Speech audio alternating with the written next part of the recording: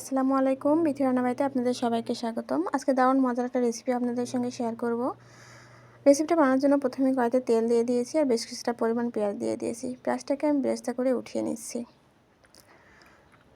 এখন আমি দিয়ে দিয়েছি পেঁয়াজ পেস্ট, আদা পেস্ট, রসুন পেস্ট আর জিরা পেস্ট। আর তার সাথে আমি বেরেস্তার পেঁয়াজও কিছুটা দিয়ে দিয়েছি লাল মরিচের গুঁড়ো অল্প একটু, আর দিয়ে দিয়েছি তেজপাতা, এলাচ আর লং। ভালো করে একটু নেড়েচেড়ে নিয়েছি। এ পর্যায়ে আমি একটু সামান্য লবণ অ্যাড করে দিচ্ছি স্বাদ মতো।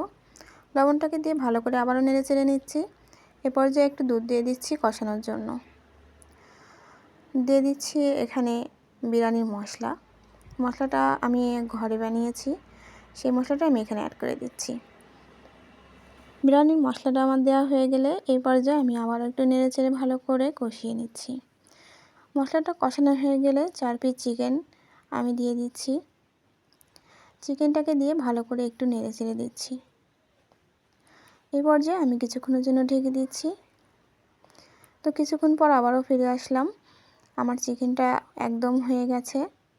এরই মধ্যে আমি বেশ কয়েকবার নেড়েচেড়ে দিয়েছি।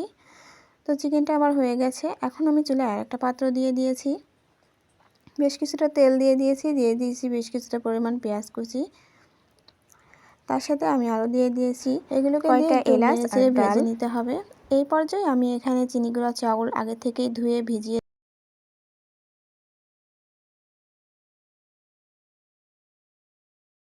রেখেছিলাম, তো সেটা আমি এখন দিয়ে দিচ্ছি। আমি এখানে 500 গ্রাম মতো চাউল নিয়েছি আর সেটাকে দিয়ে ভালো করে এখন নেড়েচে একটু ভেজে নিতে হবে। তো চাউলটাকে যখন ভাজা হয়ে যাবে এই পর্যায়ে আমি ফুটন্ত গরম পানি অ্যাড করে দিচ্ছি। অবশ্যই ফুটন্ত গরম পানি দিলেই এক্ষেত্রে ভাতটা বেশ ঝরঝরে হয়। আর আমি তার সাথে আরও কিছুটা দুধ অ্যাড করে দিয়েছি। দুধটাকে দিয়ে ভালো করে নেড়েচেড়ে দিয়েছি। উপর থেকে কয়েকটা কাঁচামরিচ দিয়ে দিয়েছি আর স্বাদ মতো লবণ দিয়ে দিয়েছি। লবণটা একটু কম হয়েছিল, তো আমি আবারও কিছুটা লবণ অ্যাড করে দিয়েছি। একটু নেড়েচেড়ে নিচ্ছি। এরপর যে আমার ভাতটা ফুটতে শুরু করেছে, তো এখন আমি কিছুক্ষণের জন্য ভাতটাকে একটু ঢেকে দিচ্ছি। তো কিছুক্ষণ পর আবারও ফিরে আসলাম আর আমি একটু নেড়েচেড়ে দিচ্ছি। এখনও একটু ভিতরে পানি আছে, তো পানিটাকে শুকানোর জন্য আমি আবার কিছুক্ষণের জন্য ঢেকে দিয়েছি। এরপরে যে আমার ভাতটা একদম রেডি। তো ভাতটা আমার হয়ে গেছে। এখন উপর থেকে আমি কিছুটা ভাত উঠিয়ে নিচ্ছি। আর বাকি ভাতটা যে নিচে আছে সেগুলোর উপরেই আমি চিকেনগুলোকে দিয়ে দিচ্ছি। মশলাসহ চিকেনগুলোকে উপর থেকে ছড়িয়ে দিচ্ছি। আর যে ভাতটা আমি তুলে রেখেছিলাম সেটাও আমি উপর থেকে সমান করে দিয়ে দিচ্ছি। ভাতটা সমান করে দেওয়ার পরে আমি এরপরে দিয়ে দিচ্ছি পেঁয়াজ বেরেস্তা। আমি এটার মধ্যে কিছুটা চিনি আর ঘি দিয়ে মেখে রেখেছিলাম, সেটা উপর থেকে ছড়িয়ে দিচ্ছি। তো এ পর্যায়ে আমি ঢেকে দেব,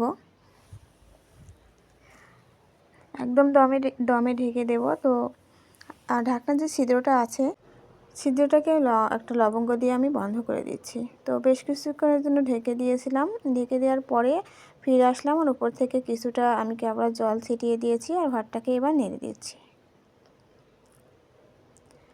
ব্যাস আমার ভাতটা একদম রেডি। এবার আমি পরিবেশন করে নিচ্ছি ভাতটাকে। তো আমার চিকেন বিরিয়ানিটা যদি আপনাদের ভালো লেগে থাকে অবশ্যই লাইক কমেন্ট শেয়ার করে দেবেন।